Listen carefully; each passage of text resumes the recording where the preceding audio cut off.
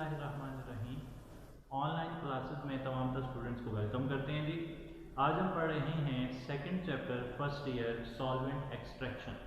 Solvent extraction नामी topic हमने online classes के लिए चुना है। तो स्टार्ट करते हैं with the definition that what is solvent extraction. Solvent extraction क्या है, सॉल्वेंट एक्सट्रैक्शन कैसे काम करती है, ये सब बातें हमने यहाँ पर डिस्कस करनी है।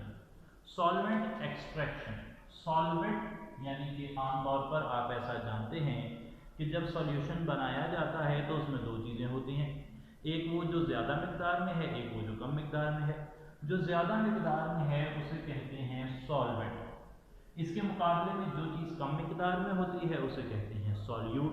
सही है जी। दूसरी चीज़ को क्या कहते हैं, सॉल्यूट कहते हैं, और जो ज़्यादा मिकदार में है उसे सॉल्वेंट कहते हैं। मिसाल के तौर पर अगर आपने नमक को पानी में डाला है तो पानी यहाँ पर सॉल्वेंट है और सॉल्यूट है यहाँ पर नमक।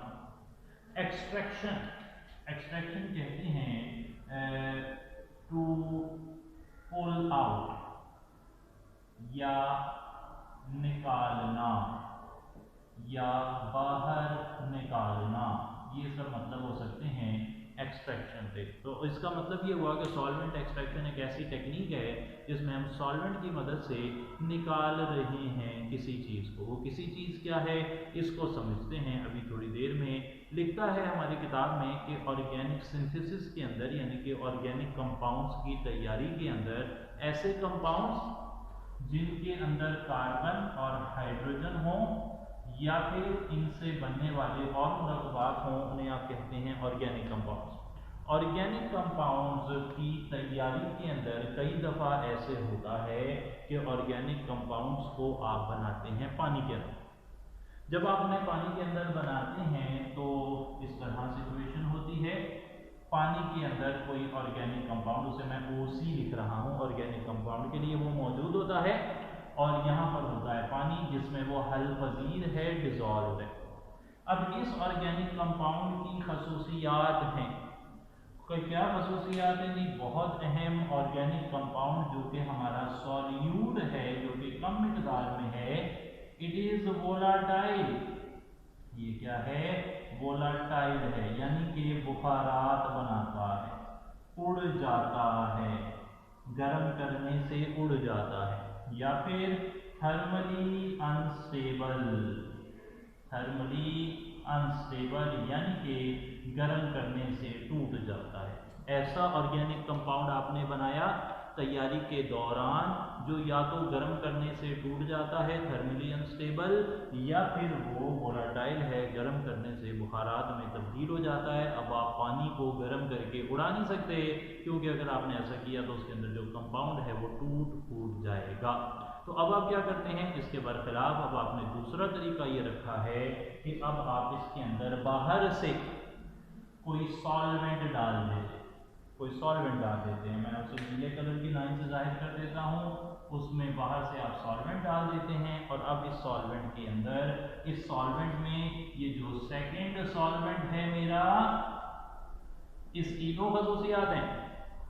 इसकी पहली खसूसियत ये है कि it is immiscible with first solvent. ये पहले सॉल्वेंट से मिलेगा नहीं, ये पहले सॉल्वेंट में ना हल पजीर है, यानी कि दोनों चीजें ना अलग अलग रहेंगी, मिलेंगी नहीं। ये दूसरी प्रॉपर्टी इस सेकंड सॉल्वेंट की ये है कि solute is more soluble in it. इसके अंदर जो सॉल्यूट है, जो कि ऑर्गेनिक कंपाउंड है, आमतौर पर वो इसमें ज़्यादा हल हो जाता है। अब कुल मिला के सिनेरियो देखें, आपने पानी में कोई ऑर्गेनिक कंपाउंड बना लिया, ऑर्गेनिक कंपाउंड पानी में हल तो है लेकिन गर्म करते हैं तो वो टूट जाता है, थर्मली अनस्टेबल है, या फिर उड़ जाता है, वोलाटाइल है। आप उसे निकालना चाहते हैं पानी के अंदर से, आपने क्या किया, आपने एक सेकंड सॉल्वेंट डाला। उस सेकंड सॉल्वेंट की दो खसूसियात, वो पिछले सॉल्वेंट से मिलता नहीं है, यानी इमिसिबल विद फर्स्ट सॉल्वेंट। दूसरी खसूसियत सॉल्यूट, उसमें ज़्यादा हल पजीर है, solute is more soluble in it. अब आप इन दोनों को हिलाएंगे। हिलाने के लिए ये वाली फ्रास जो है ना आप इस्तेमाल नहीं करेंगे, ये जो बर्तन है इसे इस्तेमाल नहीं करेंगे, बल्कि एक ख़ास किस्म की फ्लास्क या फनल इस्तेमाल करेंगे। उस फनल में नीचे की तरफ एक टैप लगा होगा नलका कह सकते हैं आप इसे, ऊपर की तरफ से स्टॉपर या ढकना लगा होगा, उसके अंदर ये रहा हमारा पहला सॉल्वेंट, ये रहा हमारा दूसरा सॉल्वेंट, जो कि आपस में मिक्स नहीं हो रहे और उनमें ऑर्गेनिक कंपाउंड जो है वो हल पजीर है। अच्छा ये वाली लाइन है, एक ही आएगा, ये हो गया फर्स्ट कह दें इसे, और ये सेकंड हो, सही ना, ऐसे वाली सिचुएशन आ जाएगी। और अच्छा ऊपर खाली जगह भी है, यहाँ पे फर्स्ट नहीं है, ऐसे नहीं है, फर्स्ट ये वाला है, यहाँ पे सेकंड वाला है, और ये जो है खाली जगह, सही, ऊपर तक नहीं भर लेना स्टॉपर क्रॉस को, जो आपकी क्या कहते हैं सेपरेटिंग फनल, इसका नाम क्या है जी, इसका नाम है सेपरेटिंग फनल। सेपरेटिंग फनल को ऊपर तक नहीं भरना, उसमें तो खाली जगह होगी नीचे से। अब होगा क्या, अब होगा ये कि आपके पास फर्स्ट सॉल्वेंट है, सेकंड सॉल्वेंट है, आपस में इमिसिबल है, लेकिन जो सॉल्यूट है वो आपने जो सेकंड सॉल्वेंट डाला है उसमें ज़्यादा हल पजीर होता है, तो आपने ना दोनों को मिला के ऊपर से स्टॉपर बंद करके उसे आपने हिलाएंगे, मिक्स करेंगे। मिक्स करने से ये होगा कि सॉल्यूट जो है वो इस तरह ना मूवमेंट शुरू कर देगा, सही है। जिस फेज़ में जिस सॉल्वेंट में वो ज़्यादा हल पजीर है उसमें वो ज़्यादा चला जाएगा, और जिसमें कम है उसमें वो कम रह जाएगा, सही है जनाब। किस तरीके से मान लें कि सेकंड सॉल्वेंट वो ज़्यादा हल पजीर है, जैसा कि हमने अभी पढ़ा है, तो सेकंड सॉल्वेंट में सॉल्यूट ज़्यादा चला जाएगा, फर्स्ट वाले में कम रह जाएगा, और फिर आप ना ये टाउल स्टॉपर को, ये जो नीचे से स्टॉप आपने लगाया है टैप, इसे ओपन करेंगे और ये सेकंड सॉल्वेंट को अलग करेंगे। जब सारा सेकंड सॉल्वेंट नीचे चला जाए आप इसे बंद कर देंगे, बंद करने से सेपरेशन हो जाएगी। अब सेकंड सॉल्वेंट जो है ना वो आमतौर पे हमारी किताब के मुताबिक ईथर जो है वो होता है, और ईथर की मदद से जो एक्सट्रैक्शन की जाती है उसे ईथर एक्सट्रैक्शन कहते हैं। ईथर जो है ना उसकी खासियत ये है कि ये रूम टेम्परेचर पर वोलाटाइल, ये रूम टेम्परेचर पर ही बुखारात बनाकर उड़ जाती है। जब ये रूम टेम्परेचर पर बुखारात बनाकर उड़ जाएगी तो ईथर जब उड़ जाएगी तो पीछे वो जो सॉल्यूट है ना वो आपको मिल जाएगा। इस तरीके से आप सॉल्यूट को आपने सॉल्वेंट की मदद से पहले निकाला बाहर, और सॉल्वेंट फिर उड़ गया और आपको सॉल्यूट हासिल हो गया। अगर आप गर्म करते पानी में, आपने पानी में से क्यों नहीं उसे निकाल पा रहे थे, क्योंकि पानी को गर्म करना पड़ता था, पानी आम हालात में उड़ता नहीं है, तो पानी के उड़ने के साथ साथ हमारी इतलात के मुताबिक वो थर्मली अनस्टेबल था, गर्म करने से टूट जाता था, तो मसले आ रहे थे। या अब हमने क्या किया, हमने उसे ईथर से एक्सट्रैक्ट कर लिया, और ईथर जो है वो बड़े बड़े उड़ जाती है, तो ईथर उड़ गई और पीछे आपको कंपाउंड वापस मिल गया। अच्छा जब ये डिस्ट्रीब्यूशन हो रही है ना जी, ये जो डिस्ट्रीब्यूशन हो रही है तो एक लॉ भी काम आ रहा है, जो सॉल्वेंट एक्सट्रैक्शन है, it is based upon distribution law, जिसे पार्टीशन लॉ भी कहते हैं। Solvent extraction is based upon distribution law या partition law, which states that solute distributes. किताब में आपके सामने किताब भी होनी चाहिए जब आप ये लेक्चर सुन रहे हो, तो उसमें लिखा हुआ है a solute distributes itself between two immiscible liquids in a constant ratio of concentration irrespective of the amount of solute added. दोबारा से आहिस्ता से बोल रहा हूँ, याद कर लें। अ सॉल्यूट डिस्ट्रीब्यूट्स, तकसीम कर लेता है, एक सॉल्यूट था यहाँ पर, डिस्ट्रीब्यूट तकसीम कर लेता है इटसेल्फ अपने आप को बिटवीन टू इमिसिबल लिक्विड्स, दो ऐसे लिक्विड्स के अंदर जो आपस में मिक्स नहीं हो रहे, in a constant ratio of concentration, एक मुस्तकिल रेशियो में। मुस्तकिल रेशियो का मतलब है कि मान लें कि अगर ये फर्स्ट फेज इसे मैं ऐसे लिख लेता हूँ, यहाँ पे सेकंड फेज लिख लेता हूँ, 8 ग्राम इधर जा रहा है, 2 ग्राम इधर आ रहा है, तो अगर यहाँ 16 ग्राम जाएगा, यहाँ 4 ग्राम आ जाएगा, यहाँ 24 आ गया, तो यहाँ पर 6 ग्राम आ गया, तो तकरीबन ना 1:4 की रेशियो में वो डिस्ट्रीब्यूट कर रहा है। ये तो एक मिसाल हो गई, कभी वो 2:5 की रेशियो में तकसीम करेगा, कभी 3:10 की रेशियो में तकसीम करेगा, लेकिन जब भी distributes itself between two immiscible liquids in a constant ratio of concentration, तो वो irrespective of the amount of solute added, इससे फर्क नहीं पड़ता कि सॉल्यूट कम डालते हैं या ज़्यादा डालते हैं। कम डालेंगे कम डिस्ट्रीब्यूशन हो जाएगी, ज़्यादा डालेंगे ज़्यादा डिस्ट्रीब्यूशन हो जाएगी, लेकिन रेशियो सेम रहेगी। रहेगी, यानी कि 24 और 6 की भी वही रेशो है जो 8 और 2 की और 4 और 1 की एक ही रेशो है।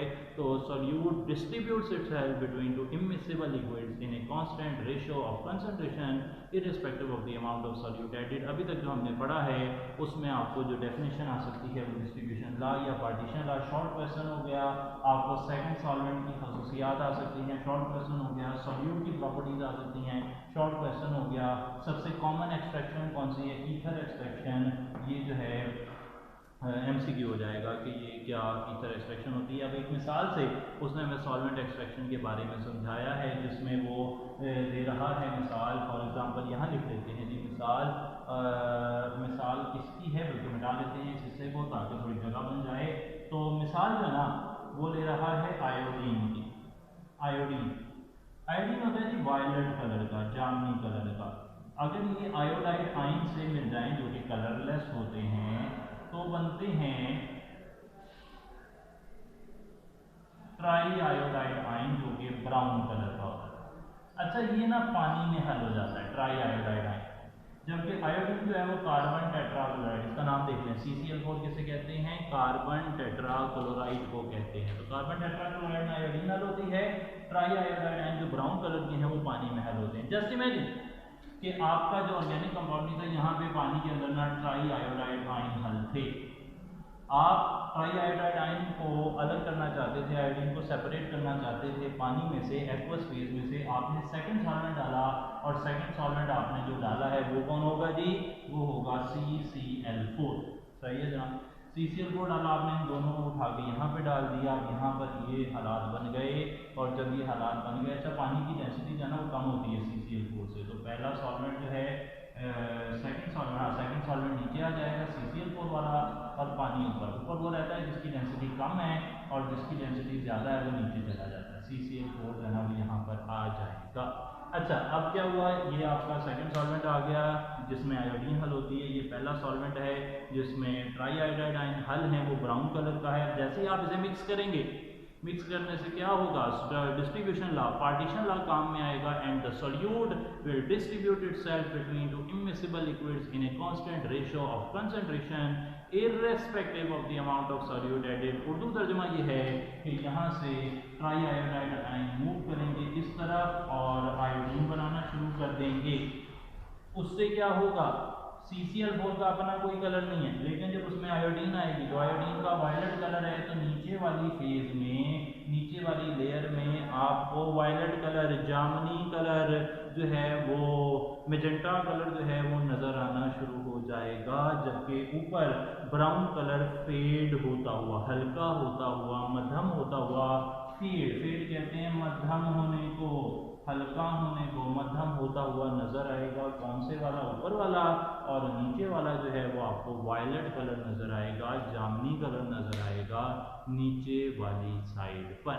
इससे क्या जाहिर हो रहा है, इससे जाहिर हो रहा है कि CCl4 में जो आयोडीन है वो ज्यादा हल पजीर होना चाह रही है, डिस्ट्रीब्यूट हो रहा है solute between two immiscible liquids in a constant ratio of concentration, और यही तो सॉल्वेंट एक्सट्रैक्शन में होता है, इसी को तो डिस्ट्रीब्यूशन लॉ या पार्टीशन लॉ कहते हैं।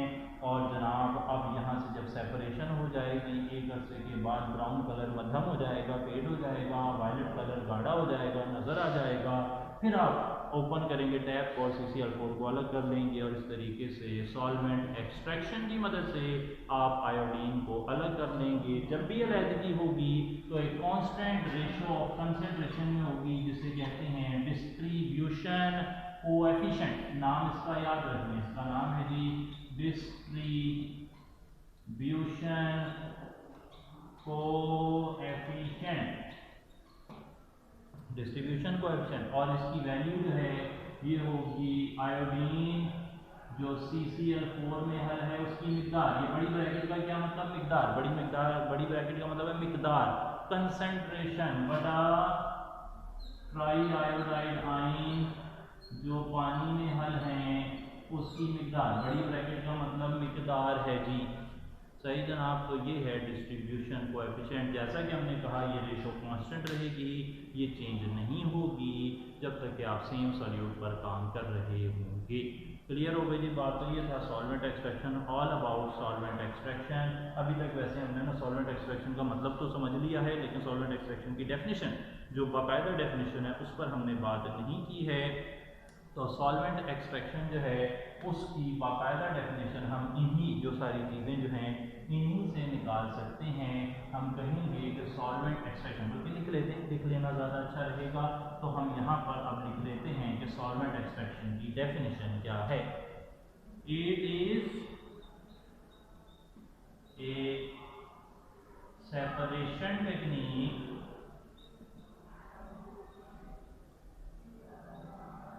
in which आजकल थोड़ा गाढ़े वाला यूज कर लेते हैं, in which a solute is extracted from a solvent by adding a second solvent in which solute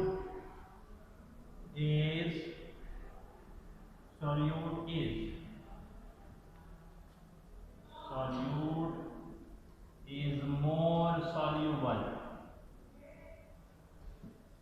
सही जनाब, दोबारा से देखने क्या डेफिनेशन हो गई। It is a separation technique in which a solute is extracted from a solvent by adding a second solvent in which solute is more soluble। The second solvent